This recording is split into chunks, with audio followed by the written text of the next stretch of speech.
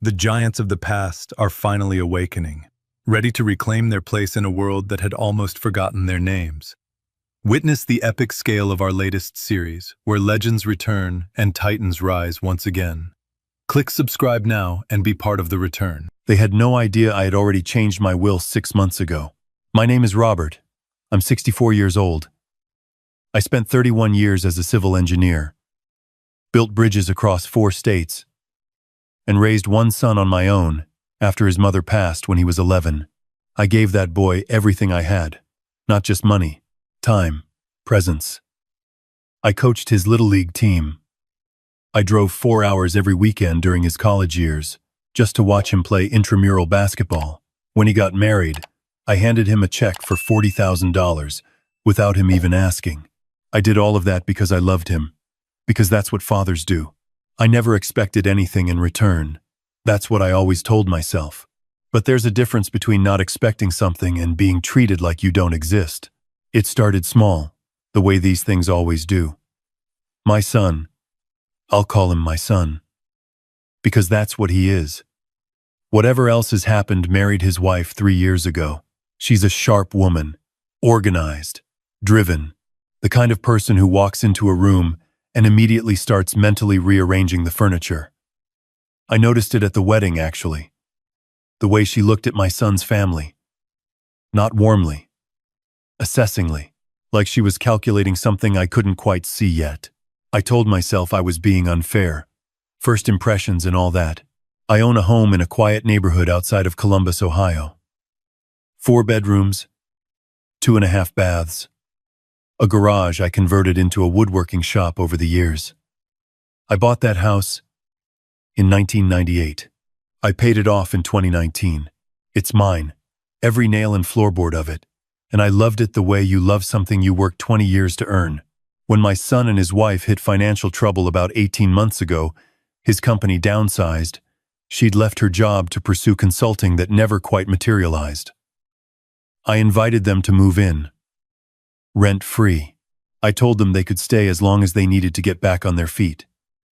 I cleared out the guest room, bought a new mattress, put fresh curtains up. I made dinner the first night they arrived. My son seemed grateful. His wife smiled and said the house was charming. I should have paid more attention to how she said it. The first few months were fine, quiet mostly. She worked from the 2nd bedroom during the day. My son picked up freelance work. I kept to my routine morning coffee on the back porch, woodworking in the afternoons, dinner at 6. We ate together a few times a week. It felt, if not exactly warm, at least functional. Then things began to shift. Small comments at first. She mentioned that my woodworking shop smelled strange and asked if I could keep the garage door closed during the day because it bothered her while she was on calls. I said sure. Then she said the sound of my boots on the hardwood in the morning was disrupting her sleep, and could I maybe use the side door instead of walking through the kitchen. I started using the side door. Then she rearranged the kitchen, my kitchen, the one I'd cooked in for 26 years, and when I asked where she'd moved the cast iron pan, she said she'd put it in the garage because it was taking up unnecessary space. I'm not a confrontational man by nature. I grew up in a household where you kept the peace, where you swallowed things and moved on. I told myself she was stressed, adjusting, that things would settle. They did not settle. Around the 8-month mark, my son came to me one evening while I was in the shop. He sat down on the stool near the workbench, the way he used to when he was a teenager, and wanted to ask me something he wasn't sure how to ask. I recognized the posture immediately. I kept sanding the cabinet door I was working on and waited. He said his wife was pregnant. I put the sandpaper down. I looked at him, and I felt something that I can only describe as complicated joy. Real happiness. For the news itself, layered over something uneasy that I couldn't name yet. I hugged him. I told him that was wonderful. I meant it. He said they were going to need more space. I told him we could figure something out. The house had 4 bedrooms. We had time. He nodded, looked at the floor and said, "She's been thinking about the room situation." "What about it?" I asked. He didn't answer right away. He picked up a wood scrap from the bench and turned it over in his hands. Then he said his wife thought it would make more sense if the nursery was close to their bedroom, and their bedroom was on the second floor. And the logical choice, she felt, was the master bedroom, my bedroom, the one at the end of the hall that I'd slept in for 26 years, where I still kept a photograph of his mother on the nightstand. I asked him where he thought I would sleep. He said there was the room above the garage, that I could fix it up, that it had potential. I want to be precise here because I think precision matters. He did not raise his voice. He did not issue an ultimatum. Not that night. He asked carefully, with his eyes still on the wood scrap in his hands, as if the question were somehow neutral, as if he were asking me whether I preferred chicken or fish for dinner. That was almost worse. I told him I needed to think about it. He nodded and went back inside. I sat in that shop for a long time after he left. I looked around at the tools I'd collected over 3 decades. I looked at the cabinet door I'd been sanding. I thought about his mother, and about the morning I brought him home from the hospital, and about every single thing I had ever done to make sure he had a good life. And I felt something harden in my chest. Not anger, exactly. Something quieter and more permanent than anger. I went inside and I called my attorney. Her name is Patricia, and she has handled my affairs for 11 years. I told her I needed to review my will and my property documents. She asked if everything was okay. I said I wasn't sure yet, but I wanted to be prepared. That was the decision that changed everything. Not what happened 3 weeks later. That phone call, made quietly, while my son and his wife watched television in the living room 30 feet away. The room above the garage conversation died down for a few weeks. I didn't agree. I didn't refuse outright. I simply didn't move. I think they were waiting for me to comply on my own, the way I'd complied with everything else. Then one evening in March, we were all having dinner together, something that had become increasingly rare. His wife had made pasta. I'll give her that. She was a good cook. We were sitting at the table I'd bought at an estate sale in 2003, and things felt almost normal. And then, midway through the meal, she looked at me directly and said, very calmly, that she and my son had decided it would be best if I moved into the room above the garage by the end of the month. Not asked, decided. I set my fork down. I looked at her. I looked at my son. He was looking at his pasta. I asked her to repeat what she'd just said. She did, with a small smile. She said the nursery needed to be set up, that the master bedroom was the only logical choice, given its size and proximity to their room, and that the space above the garage was actually quite nice, and I could make it very comfortable. She said it in the tone of someone explaining a flight delay. Inconvenient but inevitable. Nothing personal. I said, very quietly, "This is my house." And my son looked up from his pasta and said, "And I will remember this for the rest of my life." He said, "Dad, don't make this harder than it needs to be." I stood up from the table. I picked up my plate, carried it to the kitchen, rinsed it, set it in the drying rack. I walked to my bedroom, closed the door, and sat on the edge of the bed for a long time. The next morning I called Patricia again. I told her what had happened. I told her I wanted to move quickly. She told me she'd been ready since my first call. What neither my son nor his wife knew was this. 11 years ago, when I was doing some estate planning, I had structured the ownership of this house carefully. It was held in a revocable living trust. My name was the sole trustee. I had made no changes to that structure when they moved in. I had also, over the previous 6 months, quietly moved the majority of my liquid assets, savings, investments, a pension distribution I'd received into a separate account they knew nothing about. Patricia had advised me to document everything. I had been doing exactly that. She had also suggested, some months earlier when I first described the pattern of things being moved, changed, restricted, that I might want to install a small digital recorder in the common areas of my house. I want to be clear that I verified this was legal under Ohio law before I did it. One-party consent. I was the party. Every conversation in that kitchen, that living room, that dining room, I had it. Every conversation, including one, about 6 weeks before the dinner table ultimatum, that I have not yet mentioned. I had come home early from a doctor's appointment, just a routine checkup, nothing serious, and as I came through the side door she'd asked me to use, I heard his wife on the phone in the kitchen. She didn't hear me come in.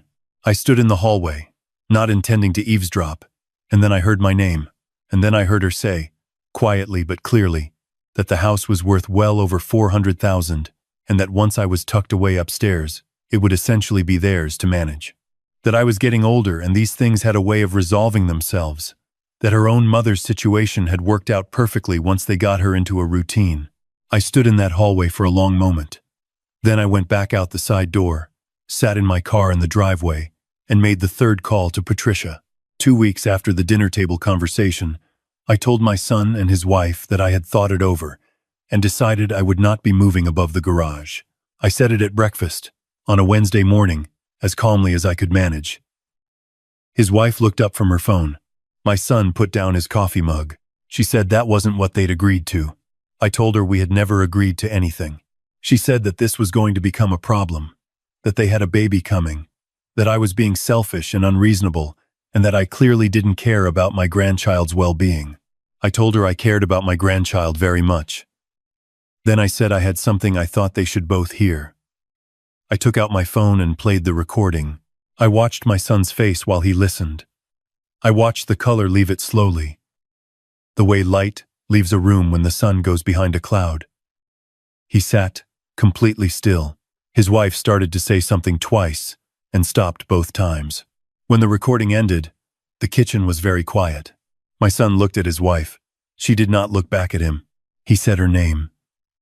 She stood up, said that the recording was taken out of context, and walked to their bedroom. The door closed. My son sat at that table for a long time. I sat across from him. I didn't say anything. I've learned, over 64 years, that sometimes silence does more work than words. Finally, he said he didn't know. He said he didn't know it had gotten this far. He said it like a question, like he was asking me whether it was true. I told him that was something he was going to have to sit with. The following Monday, I had Patricia file the formal notice. As the sole trustee of the property, I was exercising my right to terminate the informal living arrangement. They had 60 days to vacate. That was more than fair, and more than the law required. Patricia drafted a letter, and it was served by a process server on a Tuesday afternoon. His wife screamed when she read it.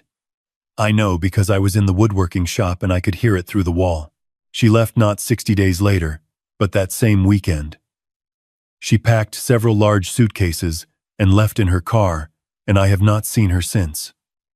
I won't detail the things she said on her way out. They were not kind things. I have the recording of those too, but I suspect I'll never need it. My son stayed another 3 weeks. He was quieter than I had ever seen him.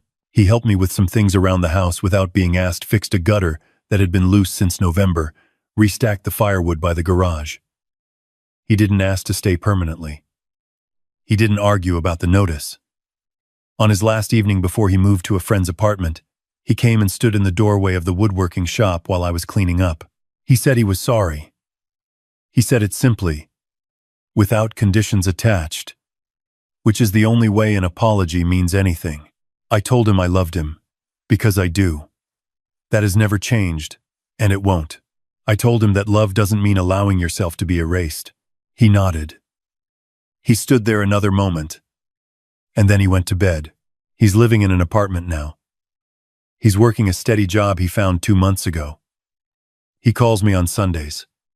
It's not the same as before, and I don't know if it will be for a long time, but he calls, and when he calls, he asks how I'm doing first, before he talks about himself. That's new. I notice it every time. As for me, I'm still in my house. The master bedroom at the end of the hall. The photograph of his mother still on the nightstand, where it's always been. I've been finishing the cabinet I started last year, the one I set down when all of this was at its worst. It's coming along nicely. Good oak, solid grain. I also made a few financial decisions in those months that turned out to be wise. The separate account has grown. I've been talking to Patricia about a small piece of land outside of town.